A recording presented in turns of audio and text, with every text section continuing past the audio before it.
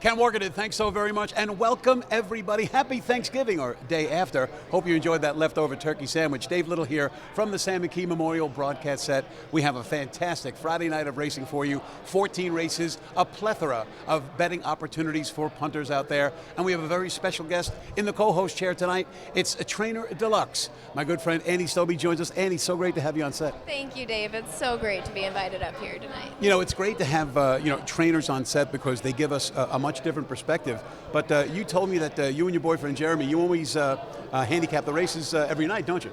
Yeah, when we're not racing, we still love the sport. So we'll do our little bets, and somebody gets unlucky and has to cook dinner or fold laundry. All right, so hopefully tonight you have a bunch of winners for us, because lately the lovely ladies in the co-host chair, Meadow Twaddle, my wife Debbie, they've been doing a heck of a job. Well, women are better, aren't we? Oh, they are better. Yeah, thanks a lot. I hear that every day, by the way. So I'm pretty much to the point where I actually do believe it. But all kidding aside, we have so much to get to tonight. We're going to be asking Annie all kinds of questions about equipment changes and about LASIX and all the things that a trainer knows that a straight handicapper just doesn't know. So we look forward to those insights from you. Thanks. It'll be interesting to give a different viewpoint for you. Yeah, it's definitely good to get a different voice up here on the Sam McKee Memorial broadcast set. Obviously, we're in a situation where we're doing a revolving door in the co-host chair. My wife wrote a column about that in today's HRU, which I found pretty interesting because I'm the guy in the host chair, so I'm the one who has to deal with all these different people, and so far everybody's been doing a great job. Well, hopefully I do a good job tonight. I think you're going to do just fine, no question about it. Now, we have a special segment right off the bat here with Annie, something we call Ask Annie, and we had folks send in their questions, and when they get their questions asked, they get a nice hat here, a Diabolic Hill hat. We'll show it to you in a second. There's the Ask Annie logo, and send a question, and when Annie is up here, and you win a prize if the answer is forthcoming from Ms. Stoebe, and we're going to have a bunch of questions tonight, and they can get more questions in for tomorrow night's show. How do they do that?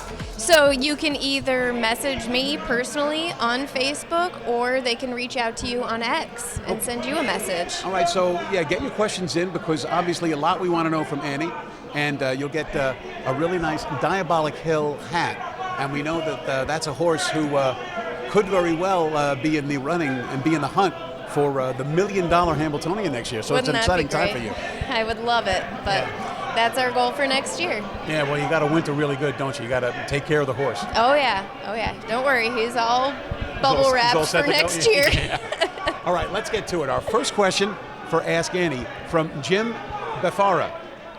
Do you believe Diabolic Hill will qualify for the Hambletonian next year?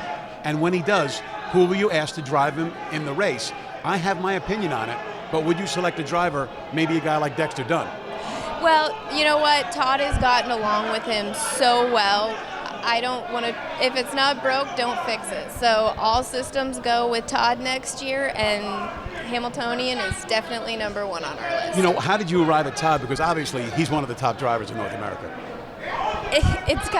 It's a long story, but I had asked Todd early, I'm like, hey, I've got a special colt, why don't you come drive him? And, he never made it out. So one day Andy was training with somebody else, and I passed him in a training set, and he looked over and he goes, I need to drive that horse. And throughout the year, Andy ended up picking off, and Todd ended up getting Diabolic back. So a little bit of the McCarthy brothers. Why do you think these guys from down under, we're talking, of course, of Toddy, we're talking about Andy McCarthy, we're talking about Dexter Dunn, all the trainers, Chris Ryder, Daly, I could go on and on. Why are these down under people so effective at our racing?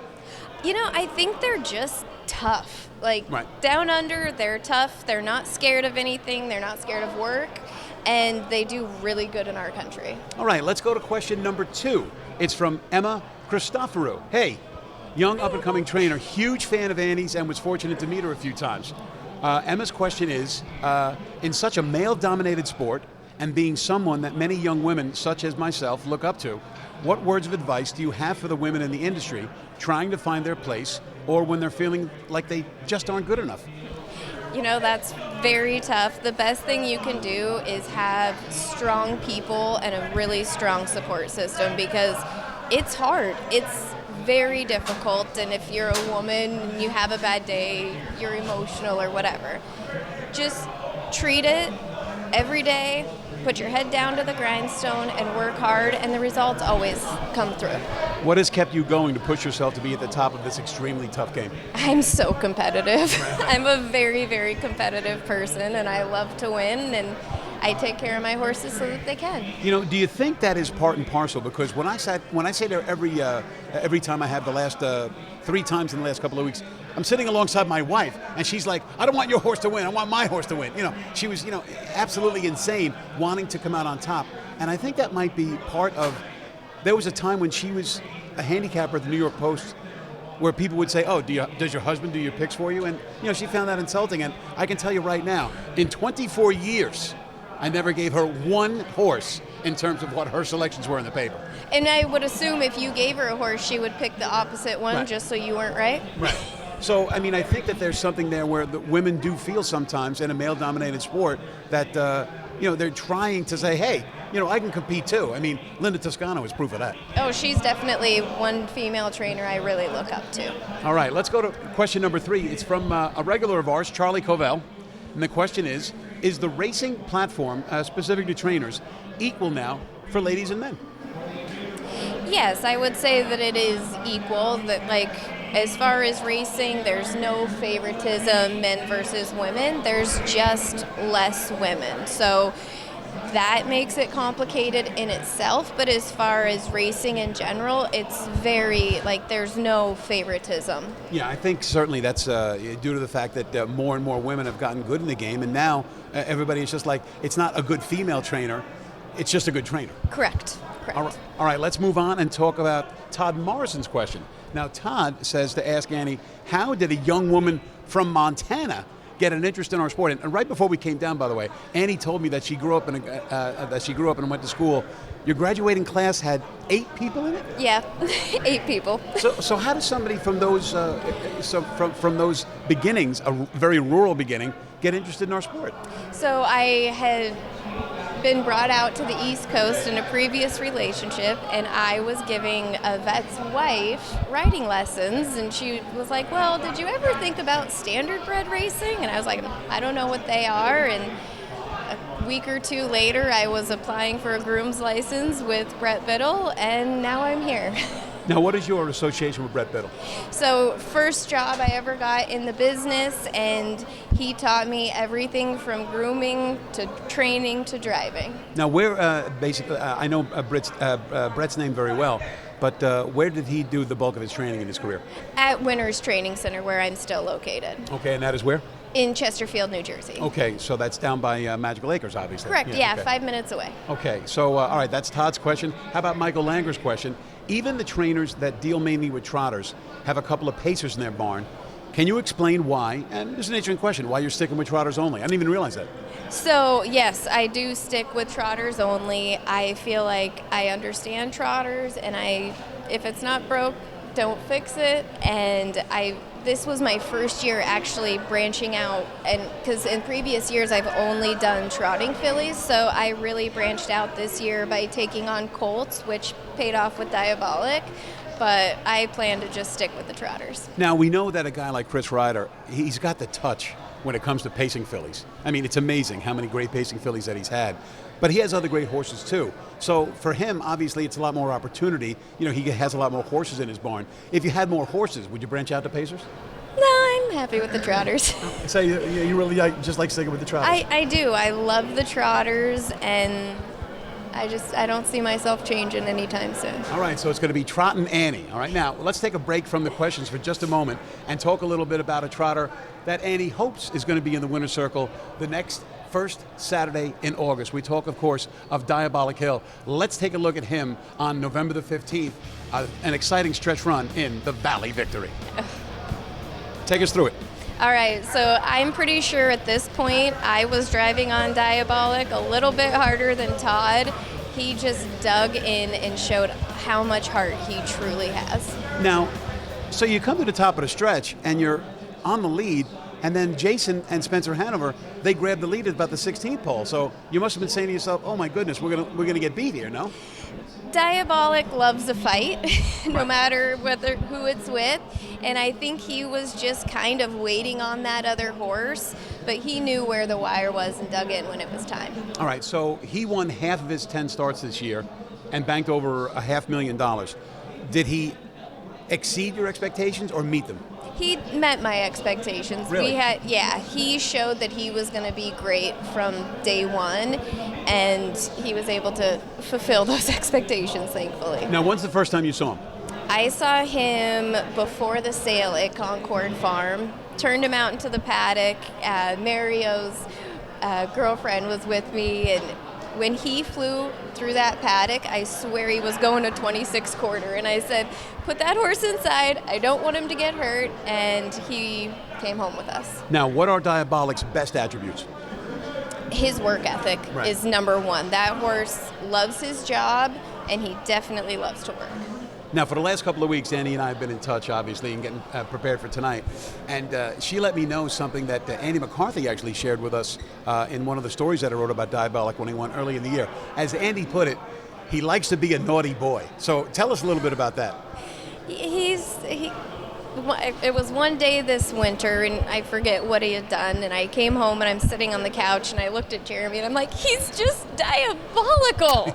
And we started laughing and I'm like, that's his name. So he's definitely has a lot of personality, and yeah. What are the things about a horse who's a little bit difficult? What are the things that help him in his pursuit? Paddock time. The horse loves to be outside, so he gets as much paddock time as possible, and that way when it's time to work, he's a little more focused. Now, I hear if you're not paying attention, he'll try to give you a little nip now and again. So I'm not going to get near this guy. No, he will get a hold of you. Yeah. So in the wintertime now, you told me that he shipped along with your other great horse, at least to Hanover, down to where? So they left this morning for Spring Station in Kentucky. Sasha takes care of them and does the most fantastic job. So that's where they are for the next couple months. Now the goal is obviously he's not going to do a lot of work, and in fact you told me that the goal is actually to put weight on him so that he can lose it back before next year? Yeah, so I like to have a nice little cushion on their belly before we start the season. It's a long year, 3-year-old year. You know, we have a long trip to the Hamiltonian and then the Breeders' Crown after that. So I want enough weight and meat on their bones to last all year. Now, Sire Stakes is obviously a very big deal these days in harness racing. What state or states will he be participating next year? So he's eligible both in Jersey and Kentucky. Oh, that's the dream, right? It is. Yeah. You know, but last year we didn't even stake him to Kentucky because I really wanted to make sure that his schedule was appropriate, which is why he raced from June till November this year, because I was very careful with him. So next year, I don't know how much we'll race Kentucky. It'll just depend on him. Now, we know right now Kentucky is king, but New Jersey's kind of catching up, aren't they? Oh, Jersey's absolutely catching up. And with the way the schedule works for the Hamiltonian, the New York Sire Stakes is kind of built to get them ready for it perfectly. Now, what about the schedule this year? Obviously, a couple of the big 2-year-old stakes have been farmed out, and we do the 2-year-old New Jersey Sire Stakes finals on Hamiltonian Day. Is that a good schedule for the 2-year-olds? I mean, it does give them a little bit more time for those big races, although I did win the Jim Doherty with Instagram a couple years ago. Yeah. But I was working with Scott Zeron, and he picked the horse on top. Yeah, right. he was driving her, so Yeah. that was pretty special. But I do think having those big races a little bit later in the year helps those babies a lot. Yeah, is the schedule staggered enough between Kentucky and New Jersey that a trainer like yourself can get a big bite of the apple in both states? Yeah, it really depends on the horse, because that's a lot of traveling. It depends on where you're stabled down in Kentucky, so there's a lot of factors that play into that, especially with a horse like him that requires daily turnout. Going to the Red Mile would not be an option for me. So how many starts do you see and do you hope to get on the Diabolic before the eliminations for the Hamiltonian? So I'd like about 5 to 6 starts before the eliminations. And that's basically the template now, because as I recall, going back 20 and 30 years when you weren't even around yet, that people used to race a lot more than that. And now 5 or 6 races, let's get ready for the Meadowlands Pace. 5 or 6 races, let's get ready for the Hamiltonian. Yeah, absolutely, because you want those horses tight and ready, but you don't want them tired. It's going to be 2 back-to-back weeks of racing their guts out, and you want them to be ready for it. If you had your dream season, and we know that it's tough, and you have some other horses in that division who are just so tough as Nash. You got Endurance, you got Spencer Hanover, you got Apex who beat you on Hambletonian Day. So you know it's going to be a tough season to win every big stakes race. But if you were to win every big stakes race, what would be the 4 you'd want to win next year? The 4, well, I would obviously the Hambo Breeders' Crown. Sure. Those are giveaways. Those are the 2, yeah. The Kentucky or the Futurity Right. would be phenomenal, and I mean it would be pretty cool to come back and win the FanDuel. How do you get enough rest on these horses? Because when you're talking about those 4 stakes, you're trotting 149 and 150. I mean, it's got to be hard on the horse. Absolutely, and you just have, when I build my staking schedule, I put those breaks in and purposely do not stake to races because I know that he's going to need that time to rest no matter what. All right, so even though he's an naughty boy, are you going to miss Diabolic for the next couple of months? Oh, absolutely. Like I'm going to miss boy, that right? little face. Yeah, but Sasha, she FaceTimes me, so I'll get to see both of them every day or whenever I want. All right, so hopefully a good winter for Diabolic Hill, and he comes back fresh and ready for his 3-year-old campaign in 2026. Let's continue with Ask Annie, Chris Simonetti. I'd like to know the path she took to get to that spot, who she tutored under, and when did she go out on her own?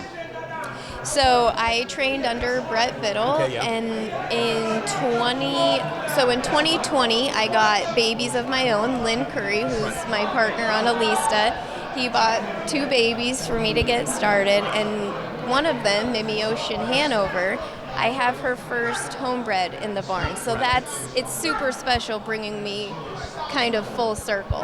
Right, so you had some good tutoring early in your career, and now obviously you're out on your own. How many horses do you have in the barn? Coming for next year, I'll have 28. 28. So is that more than you are comfortable with, or you want more? Give me more. No. I'm very happy with my number right now. Adding Jeremy to the team was a game changer, and that's, last year I started with 14, had a little bit, like 12 or so racing last year, and that was enough for me. But now with him on board, I'm ready to go up a little bit and see how we can do this year. All right, let's talk Annalie K. Soderberg. What's one small detail in a horse's behavior or gait that most people overlook but tells you a lot about how they'll perform on race day? I think there's a lot to be said of a horse's walkout. You put the harness on them, you got the jog cart. How they walk out of the barn tells me a lot. How they're feeling, where their ego's at. Are they excited up on their tiptoes? Are you having to drag them out? That tells me a lot of how they're feeling that day. So what about warming up on the track and stuff like that? Warming up, I just look for that horse to be typical. Because I have a small stable, I'm sitting behind these horses almost every day. So if I go out to warm them up and they feel like they do every day, I'm happy. If they're a little hot or a little lethargic, then I'm going to know that something's not right. All right, I have a question here from a couple of folks that I happen to know very well from Team Triton, Shane and Lauren. What's the most challenging part of our sport? I would say the stress. I think people don't understand how much trainers take on every aspect of this industry. And, we try really, really hard. We want our horse, everyone wants their horse to go out and win. And, dealing with the lows and the highs is probably the most difficult. You told me upstairs that you have 28 head in your barn, and you basically deal with them almost on a daily basis. Oh, yeah. It's not like Ron Burke here with 300 horses. He can't get to everyone, but you can. Yeah, I'm training every horse at least once a week. I'm putting them away. I'm very, very hands-on. All right, last but not least, Debbie Little. She asked, she gets a free hat? What about me? All right, anyway, from Debbie Little, is there a difference in how you train fillies or colts? Oh, absolutely. For colts and geldings, you tell them what to do. Right. Fillies, you ask them. Right. Yes. You have to be very, very kind and ask in different ways sometimes. Pretty please, would you do this for me? Pretty please, with a cherry on top and Right. maybe a cookie and a carrot. Do you occasionally get a filly who really wants to work hard? Oh, absolutely. Like, Probably the best filly with the work ethic I've ever had was Instagram model. Right. That mare loved her job. Now, we know that Instagram was a great one, and we know that Elisa Hanover was a great one. You told me already that she's going to be back next year. Absolutely. So do you have to coax her to get her work done every day? Oh my gosh, no. She's the happiest horse to ever exist. She Right. loves to go out, and she's just kind of floats around the track and is just happy to be there. Right, so Diabolic is not the kind of horse that I could feed a carrot to, but at least I could. Oh, Alista would make you feed her all the carrots, yes. All right, so that is part one of Ask Annie. Don't forget to get your questions in, and you too can get a swell Diabolic Hill hat. Annie, hold up the other side, but not without the microphone, all right? Here, we got Diabolic Fighting Hill over it. shirt. Yeah, there it is. And also on her product line, there's a Diabolic Hill t-shirt. We also have Elisa Hanover t-shirts. You can go to the back here, and it says Diabolic Hill. So Maybe I should bring the Alista one tomorrow. yeah, maybe bring the Elisa one tomorrow. Now, how All right. how do folks who weren't lucky enough to get their question asked, how do they get involved and get some swell piece of merchandise from you? So you can just send messages to me on Facebook, and then I'll send that right over, or you can reach out to Dave on X. All right, so that'll be for the freebies if you get your question asked tomorrow night. And if you don't want to send in a question, just go to AnnieStobeStable.com, and you can get in on all the fun and get some of this great merchandise. One last question. What made you get into the merchandise business?